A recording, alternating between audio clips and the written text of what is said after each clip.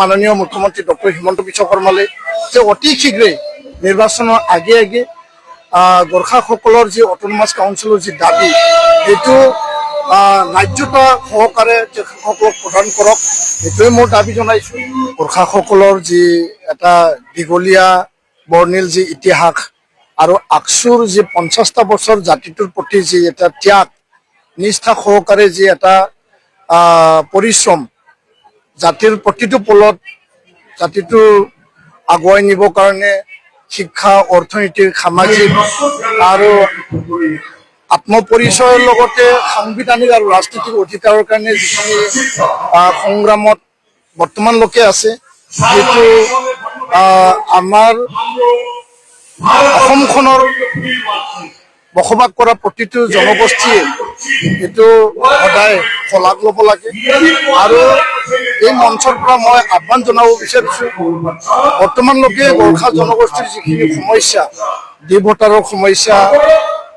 ইয়াত মানে ভূমিৰ সমস্যা, ইয়াত গোৰ্খা ডেভেলপমেণ্ট কাউন্সিল কেতিয়াবাই দি থৈছে, যদি মৰাণ নাটক আৰু ইয়াত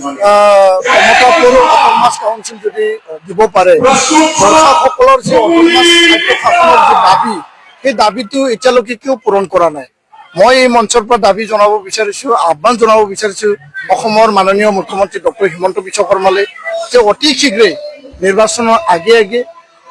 গোৰ্খাসকলৰ যি অটোনমাস কাউন্সিলৰ যি দাবী সেইটো ন্যায্যতা সহকাৰে তেখেতসকলক প্ৰদান কৰক এইটোৱে মোৰ দাবী জনাইছোঁ। আৰু গোৰ্খাসকলৰ যি এটা অসমখনৰ চাৰিওসীমাৰ প্ৰতিটো সময়ত তেওঁলোকে অসমৰ বায়ু বতাহৰ লগত মিলি পেলাই এই বৰ অসমৰ যি এটা চিন্তা আৰু জাতিটো আগুৱাই নিয়াৰ ক্ষেত্ৰত সকলোৰ লগত এটা ভাতৃত্ববোধ, এটা সমন্বয় আৰু এপচু আৰু আকচুৰ যি এটা ইতিহাস, বড়ো আন্দোলনৰ যি এটা ত্যাগ আৰু বৰ্তমানলৈকে আছে, এই আপচু আৰু আকচুৰ এই সমন্বয়, এই সমমৰ্যাদা সদায় থাকিব, মই বিশ্বাস কৰিছোঁ। 50টা বছৰ আমি একেলগে আহিলোঁ, আগন্তুক 50 বছৰ 100 বছৰলৈকে আমি একেলগে যাম আৰু ভৱিষ্যতে একেলগে কাম কৰি যাম, মই এই কথাকে প্ৰকাশ কৰিছোঁ। নাই, সকলো জনগোষ্ঠীৰ যিখিনি দাবী, এই দাবীসমূহ চৰকাৰে আলাপ আলোচনাৰ মাজেদি, কোনটো নিয়মৰ মাজেদি, সংবিধানৰ কোনটো ব্যৱস্থাৰ মাজেদি সমাধান কৰিব পৰা যায় আৰু এই দাবীটো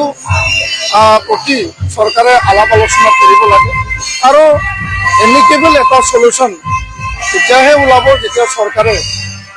আগবাঢ়ি আহিব। কাৰণ সকলো জাতি জনগোষ্ঠীয়ে নিজৰ অধিকাৰৰ কাৰণে সংগ্ৰাম কৰে আৰু সংগঠনে জাতিটোৰ এই অধিকাৰৰ কাৰণে সদায় মাত মাতে। তো ইয়াৰ কাৰণে আলোচনাৰ মাজেদি যিখিনি দাবী আছে, যিখিনি সমস্যা আছে, সেই সমস্যাসমূহ ভাৰত চৰকাৰে হওক, অসম চৰকাৰে হওক আলোচনা কৰি সমাধান কৰিব লাগে বুলি মই এইটোৱে কৈছোঁ। এইটোকে কৈছোঁ, অসমত বিভিন্ন জাতি জনগোষ্ঠী, জনজাতি লোকসকলে হওক, খিলঞ্জীয়া লোকসকলে হওক, সকলোৱে ইয়াতে বসবাস কৰে। সকলো জাতি জনগোষ্ঠীৰ আৱেগ অনুভূতি চিন্তা কৰি সংবিধানত থকা গণতান্ত্ৰিক পন্থাৰে ৰাজনৈতিক আৰু সাংবিধানিক অধিকাৰ কাক কেনেকৈ দিব পৰা যায়, কেনেকৈ সমাধান কৰিব পৰা যায়, তাৰ কাৰণে দৃষ্টি ৰাখি